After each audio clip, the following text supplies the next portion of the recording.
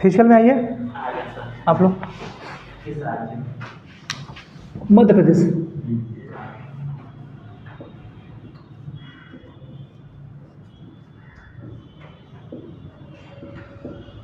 ठीक है, हम लोग इससे पीछे जम्मू कश्मीर, लद्दाख, हिमाचल प्रदेश, उत्तराखंड, राजस्थान, गुजरात, हरियाणा, दिल्ली, उत्तर प्रदेश, बिहार, झारखंड, पश्चिम बंगाल, सिक्किम, अरुणाचल प्रदेश, असम, मणिपुर, नागालैंड, त्रिपुरा, मिजोरम, मेघालय, ये सब पढ़ चुके हैं।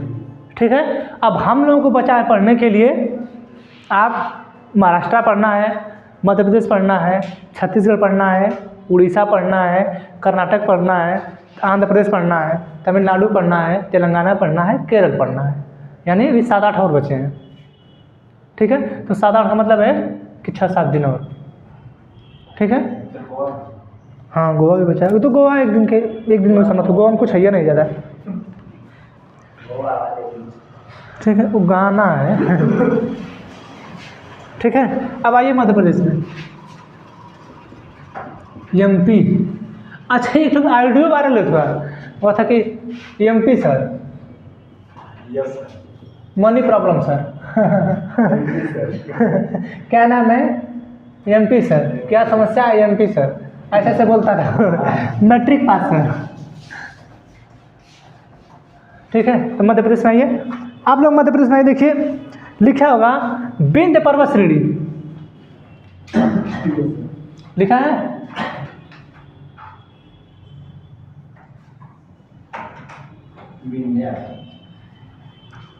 दिया है,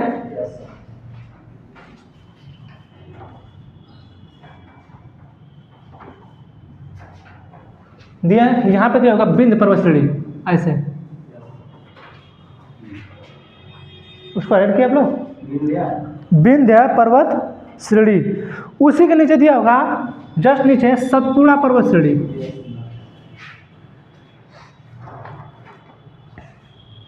दिया है। उसके बीच से देखिए एक नदी बह रही है, नर्मदा, बीच से बह रही होगी। ठीक है, तो आपसे जब भी कभी पूछे कि नर्मदा नदी किन दो पर्वत श्रेणियों के बीच बहती है, तो क्या बताएंगे आप लोग? विंध्य पर्वत श्रेणी प्लस सतपुड़ा पर्वत श्रेणी के बीच बहती है।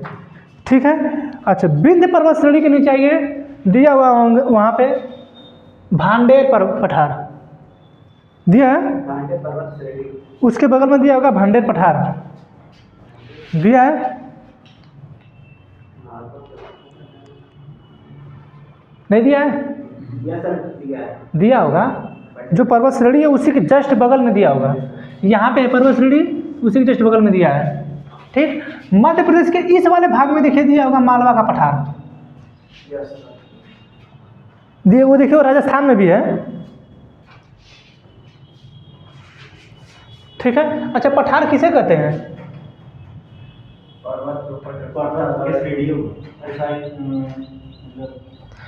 लगभग 700 मीटर से ऊपर हो और उसका जो भाग ऊपर वाला हो समतल हो। अब ऊपर कितना भी हो ये पता नहीं है। ऊपर जैसे तिब्बत का पठार, पर्वत के ऊपर में जो चोटी हो समतल। देखिए, हम आपको बता रहे थे कि देखिए, जब ये ऊंचाई ऐसे 500 से 600 मीटर है और वो हल्का समतल है। ठीक है, तो उसको बोलते हैं पहाड़ी। ठीक है, और जो 700 मीटर से ऊपर है, ठीक है, 700 मीटर से ऊपर है और समतल है, उसको बोलते हैं पठार। और जो 1000 मीटर से ऊपर है और नुकीला है, अब ये 700 मीटर से ऊपर है तो पता नहीं कितना मीटर जाएगा। ये 1000 मीटर से ऊपर है और नुकीला है तो ये होगा पर्वत। ठीक है, तो ये इसलिए बताया जा रहा है कि ये जब मैप बना के देगा आपको, तो यहाँ पे इस तरह गोला कर देगा और बोल देगा कि यहाँ पे कौन सा पठार स्थित है, आप इसको लिखिए।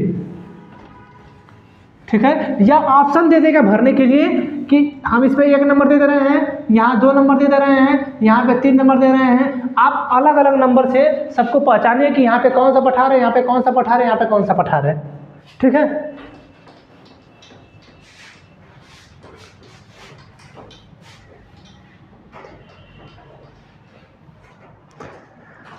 अब आइए मध्य प्रदेश के इस वाले भाग के पास देखिए लिखा होगा मैकाल पर्वत। ठीक है, मैकाल पर्वत श्रेणी दिख रहा है। मैकाल पर्वत श्रेणी के पास से ही निकलती है आपकी नर्मदा नदी। देखिए दिया होगा ऊपर, जहाँ श्रेणी लिखा है उसी के जस्ट ऊपर देखिए, यहाँ पे जो मैकाल पर्वत श्रेणी है ये वाला, ठीक है, यहाँ पे देखिए, यहाँ से निकलती है नर्मदा नदी।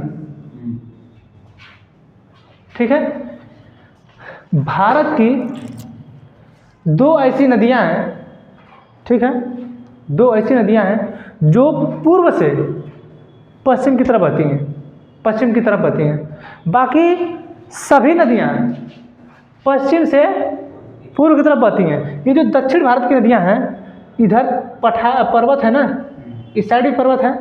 ठीक, अब इस पर्वत से जो नदियाँ इधर निकलती हैं वही इस साइड जाती हैं। इस पर्वत से जो नदियाँ निकलती हैं वो इस साइड जाती हैं, इस साइड जाती हैं, इस साइड जाती हैं। लेकिन ये नदी निकलती है यहाँ से, पर्वत यहाँ पे है। ठीक, बहुत सी नदियाँ हैं जो इस साइड से निकल के इधर गई हैं, देखिए दिया होगा। ठीक है, यहीं से निकल के इस साइड गई होंगी जो उत्तर प्रदेश में आके मिलती हैं। ठीक, यहीं से निकली आपकी नर्मदा नदी जो इधर आके मिलती है। और देखिए ये भ्रंश घाटियों के बीच बहती है, भ्रंश घाटी, यानी ये विंध्य पर्वत और ये सतपुड़ा पर्वत, इन दोनों के बीच में बहुत गहरे स्थान से बहती है। जैसे एक अक्षय कुमार की मूवी है, उसमें, अब उस मूवी का नाम खिलाड़ी भैया शायद, खिलाड़ी 786 ऐसा कुछ मूवी है। उस मूवी में जब लास्ट में उस गुंडे को मारता है जो बूढ़ा सा रहता है, तो जब मारता देखते होंगे वो पत्ते से गहरे खाई में गिर जाता है, लास्ट में एकदम गहरे खाई में गिर जाता है, वैसा ही भ्रंश होता है। ठीक है, जैसे नाली है, अच्छा भ्रंश का मतलब गांव में पानी देखें, जब खेतों में पानी जाता है और कभी भी पाइप से पानी जाता है, खूब तेज़ी से पानी जाता है, वो तोड़ देता है, वो अगर मिट्टी खींच रहे तो तोड़ देता है, वैसा ही होता है भ्रंश।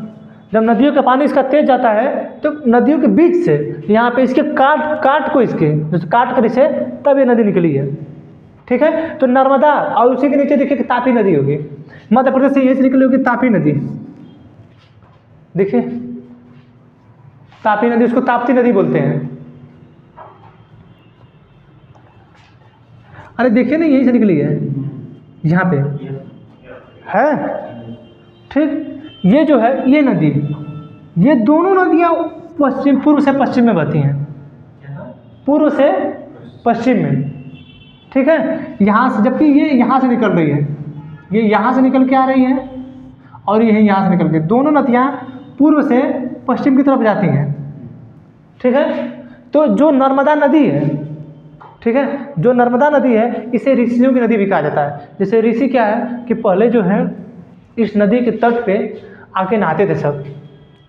ठीक है, और इस नदी को, ये नदी इतने तेज बहाव रहता है, इतना तेज बहाव रहता है कि इसे गर्जना वाली नदी भी कहते हैं। जब इसका पानी बहता है बहुत तेज आवाज़ करता है, पत्थरों के बीच से जाएगा तो इसे गर्जन वाली नदी भी कहते हैं, यानी ऐसा लगता है कि शेर गरज रहा है, इतनी तरीके से इसका पानी बहता है।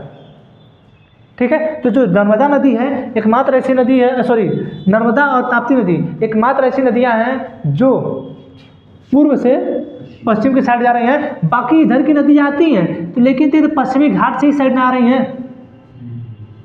ठीक है, और नहीं तो इसी पश्चिमी घाट से बहुत सी नदियाँ इस साइड चली जाती हैं। ठीक है, तो ये जो नर्मदा और तापी हैं ये दोनों पूर्व से पश्चिम की तरफ जाती हैं। ठीक है, अब आइए यहाँ पे देखिए, आइए बैतूल का पठार होगा, बैतूल का पठार हाईलाइट कर लीजिए, हो गया, बैतूल का पठार हाईलाइट हो गया। ठीक, देखिए यहाँ पे आएंगे तो सोनपुर की पहाड़ी और कैमूर की पहाड़ी होगी।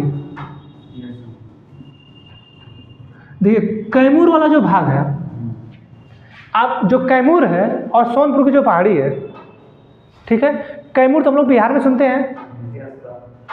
ठीक है, तो इसका जो विस्तार है ये झारखंड के ऊपर वाले भाग से होते हुए, ठीक है, झारखंड के ऊपरले भाग से होते हुए और उत्तर प्रदेश के निचले भाग से होते हुए ये जो कैमूर की पहाड़ी है ये पूरे बिहार में चली गई है, ठीक है, ऐसे के बिहार में, और ये चला गया उत्तर प्रदेश में, ये भी बिहार में चला गया है, ठीक है। ठीक, जो एक कैमूर की पहाड़ी है इसका विस्तार सिर्फ मध्य प्रदेश में नहीं है, इसका विस्तार जो है आपके बिहार में भी है।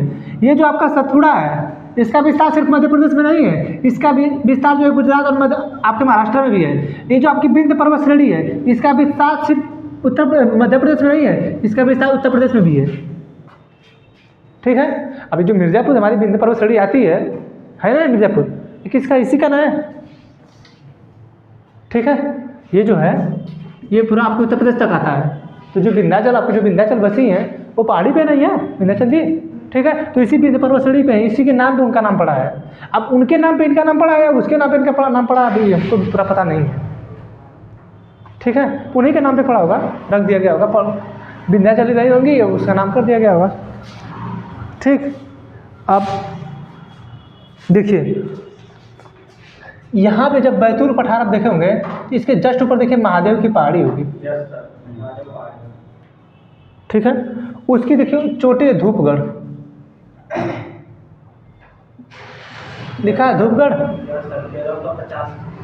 और यहाँ पे देखिए, यहाँ पे आइए, यहाँ पे एक चोटी है अमरकंटक, यहाँ पे देखिए दिखा अमरकंटक की पहाड़ी दिया है।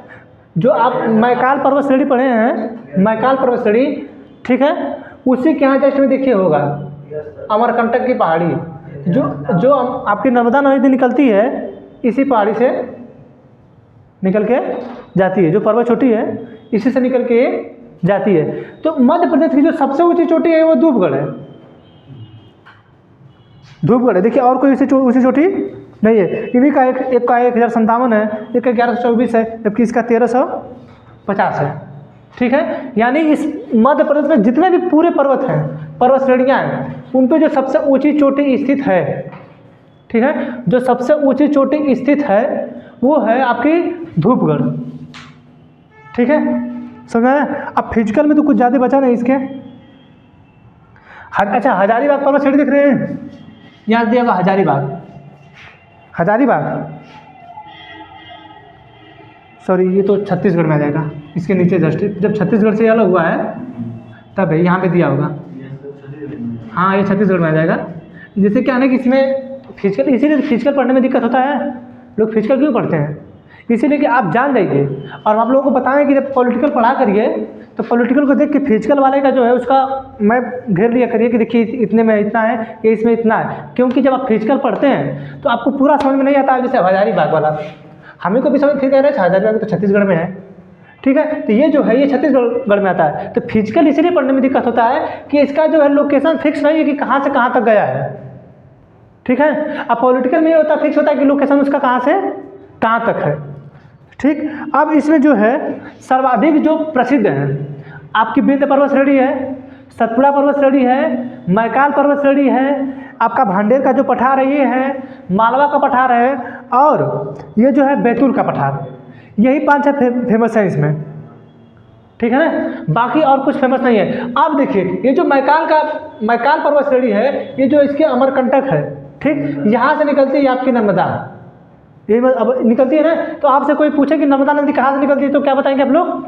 अमरकंटक की पठारी से, ठीक है ना, अमरकंटक की पठारी से निकलती हैं, ठीक। अब यहीं से सोन नदी निकलती है, दिया ना, आके मिलती है आपके उत्तर प्रदेश के, अरे बिहार में आके मिलती है सोन नदी, ठीक, सोन नदी आके बिहार में मिलती है ना, ठीक है। सोन नदी से ही बालू निकाला जाता है, बालू सोन नदी से निकाला जाता है, बिहार से निकलता है ना। आखिर आप लोग रील्स में देखते होंगे बालू माफिया लोग, ठीक है। तो जो है ये सोन नदी आके बिहार में मिलती है आपकी, ठीक है, तो उसी सोन नदी से आपके बालू निकाले जाते हैं, ठीक है। तो मध्य प्रदेश का जो फिजिकल है वो उसमें है आपकी पहाड़ी कौन कौन सी, सतपुड़ा की, विंध्य की, मैकाल पर्वत श्रेणी, ठीक है। अब उसमें भांडेर का पठार, ठीक है, भांडेर पर्वत श्रेणी, बैतूल का पठार, मालवा का पठार, बुंदेलखंड का पठार, जो इस तरह ललितपुर आया है ये वाला एरिया, ठीक है।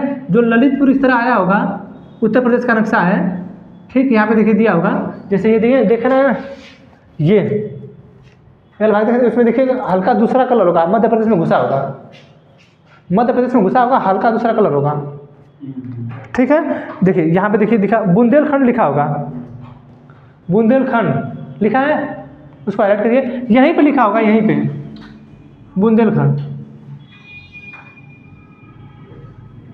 ये इस तरह है, यहाँ पे लिखा होगा बुंदेलखंड, देखिए दिया होगा, उसको हाईलाइट कर लिया, ठीक है। तो बुंदेलखंड का पठार, मालवा का पठार, ठीक है, बैतूल का पठार, भांडेर का पठार कहाँ स्थित है? मध्य प्रदेश में। अच्छा, जब आप मालवा के पठार को पढ़ेंगे तो मालवा का पठार जो है सिर्फ एमपी में ही नहीं है, वो आपके कुछ उत्तर प्रदेश के नीचे वाले भाग में भी आ जाता है और राजस्थान वाले भी कुछ भाग में आ जाता है, ठीक है।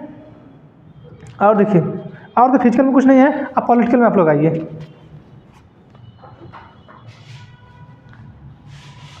पॉलिटिकल आ गए आप लोग। पॉलिटिकल में इसका पहले मैप बनाया तब ना, तो फिजिकल में खराब हो गया।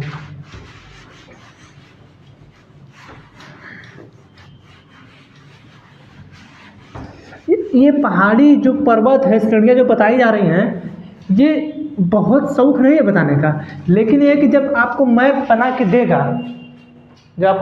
देगा, तो मैप के लिए वो जैसे मान के चलिए कि पर्वत श्रेणी पूछ दिया, तो बिंदी बना के ऐसे ऐसे ऐसे कर देगा कौन सी पहाड़ी है, ठीक। अगर पर्वत चोटी पूछना होगा तो ऐसे करके दे देगा, अब बताइए कौन सी पर्वत चोटी है, ठीक है। ऐसे ऐसे करके देगा कि कौन सी पर्वत श्रेणी है, देखिए पीछे दिया है, ठीक है। बस यही होता है, अगर आप पढ़े रहेंगे, आपको पता रहेगा तो आप कर ले जाएंगे इसे, नहीं पढ़े रहेंगे समस्या होगी थोड़ी सी। अरे बहुत से ऐसे क्वेश्चन है जो आपके जियोग्राफी वगैरह के जो इसी से कंप्लीट हो जाते हैं, मैप से, ज़रूरत ही नहीं पड़ती है जियोग्राफी में कुछ।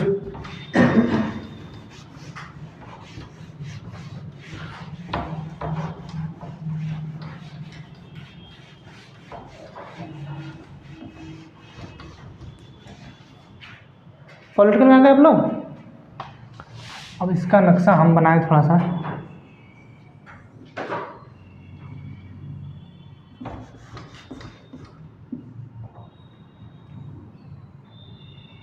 ऐसे है, थोड़ा ज़्यादा पतला कर दिए इसको, ऐसे एमपी का नक्शा लगभग इस तरीके से है, ठीक। अब देखिए यहाँ पे दिया होगा सिंगरौली, हाईलाइट करिए उसे, हो गया। यहाँ पे सिंगरौली में एनटीपीसी, ठीक, एनटीपीसी की स्थापना की गई थी, ठीक है। क्या होता है? नेशनल थर्मल पावर कॉरपोरेशन, ठीक। रेलवे का संस्थान है क्या? ये? रेलवे का संस्थान है? नहीं, जो एनटीपीसी वो आया था ना, वो है आपका नॉन टेक्निकल पॉपुलर कैटेगरी, ठीक है। ये जो है, ये फॉर्म भरने के लिए था, ये आपका रेलवे के लिए, ठीक। ये है बिजली के लिए, ठीक है, इससे बिजली बनती है। अच्छा, बिजली बनती क्यों है? जो सिंगरौली है, सिंगरौली हम आपको पढ़ाए हैं कि जो झारखंड है और जो वेस्ट बंगाल है, झारखंड में कोयले का भंडार है, सर्वाधिक कोयला निकाला जाता है आपके वेस्ट बंगाल के, पश्चिम बंगाल के रानीगंज से, ठीक। लेकिन कोयले की मोटी मोटी परतें इस सिंगरौली में पाई जाती हैं,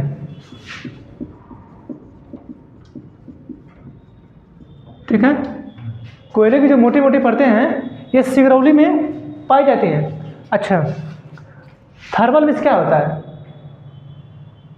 वाष्प को इंग्लिश में क्या बोलते हैं? हैं? वाष्प को वेपोरेशन, वेपर। ठीक है, वाष्प है। तो नेशनल थर्मल पावर कॉर्पोरेशन यानी बिजली बनाने का जो स्थान है यहीं पर स्थापित किया जा रहा है इसी कोयले की वजह से, ठीक है, समझा क्या? जो सिंगरौली है, यहाँ पे सिंगरौली में कोयले की मोटी मोटी परतें भी पाई जाती हैं, यहीं पे आपका एनटीपीसी, ठीक है। आप देखिए हो गया सिंगरौली। अब आइए आप कहाँ ले चले, आपको भोपाल में आ जाइए। यहाँ पे भोपाल है, मध्य प्रदेश की राजधानी है, ठीक है, मध्य प्रदेश की राजधानी भोपाल है, ठीक। इस भोपाल में 1984 में एक घटना घटी। यूएसए की एक कंपनी थी, ठीक है। ये जो है, ये जो कंपनी थी ये खाद वगैरह या कुछ रासायनिक पदार्थ बनाती थी, ठीक है। यूनियन कार्बाइड,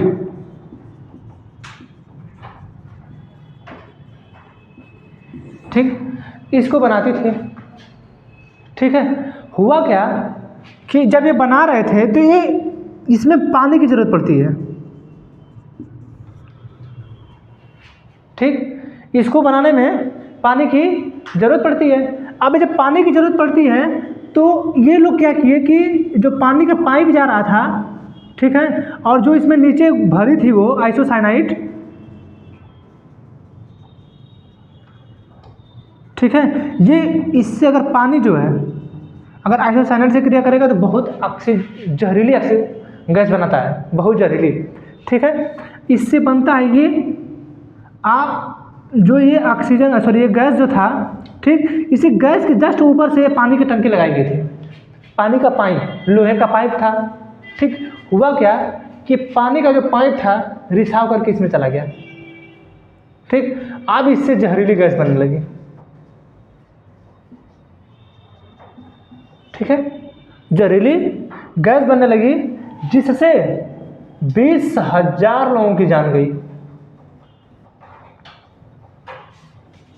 ठीक है। ये यूएसए की कंपनी थी, इससे 20,000 लोगों की जान गई और 20,000 लोगों की जान चली गई।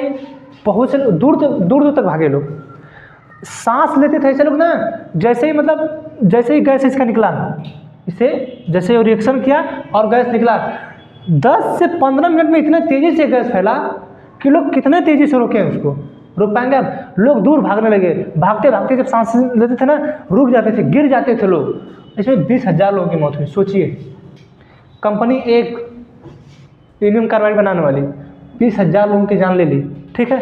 और आज तक न इन लोगों को कोई आरक्षण मिला, सही से मिलता है ऐसा नहीं, आप कभी फॉर्म फिलअप करेंगे तो पूछता है क्या आप भोपाल कांड में कभी ग्रसित हुए हैं, ठीक है, मिलता है, लेकिन सही से नहीं मिलता है। और सही से आरक्षण मिलता ही कहाँ है, ठीक है। इस 20,000 परिवार को सोचिए कि 20,000 लोग को क्या स्थिति हुई होगी, कैसे लोग ऑक्सीजन मर गए। आज तक ना उन लोगों को सही से पैसा दिया गया है, ना सही से आरक्षण दिया जाता है। आज भी उन लोगों के घर में लोग बीमार ही रहते हैं बहुत, मतलब जो अब तो खैर कंपनी बंद कर दी गई। इसके जो मालिक थे अभी 4-5 साल पहले मरे हैं, ठीक है। तो इनका जो मामला हमारे यहाँ चल रहा था कि हमारे यहाँ की कोर्टों की स्थिति जानते ही हैं। वकील जो है जब अजमल कसाब को 10 साल रोक दिए 2012 से 2000 यहाँ तक, ठीक है, लगभग 18 तक, ठीक, तो अलग है, ठीक है। तो ये था भोपाल आपका। भोपाल जो है इसकी राजधानी भी है मध्य प्रदेश की, ठीक है। नेपा नगर दिख रहा कहीं, नेपा नगर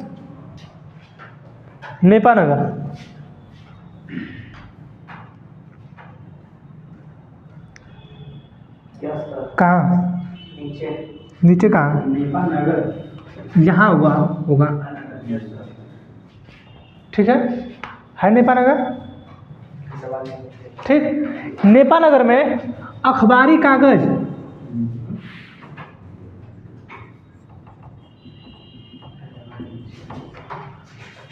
अखबारी कागज जो अखबारी कागज है आपके नेपा नगर में तैयार, जो अखबारी कागज है आपके नेपा नगर में तैयार किया जाता है। जो आप जैसे क्या है, जो हमारा मध्य प्रदेश है,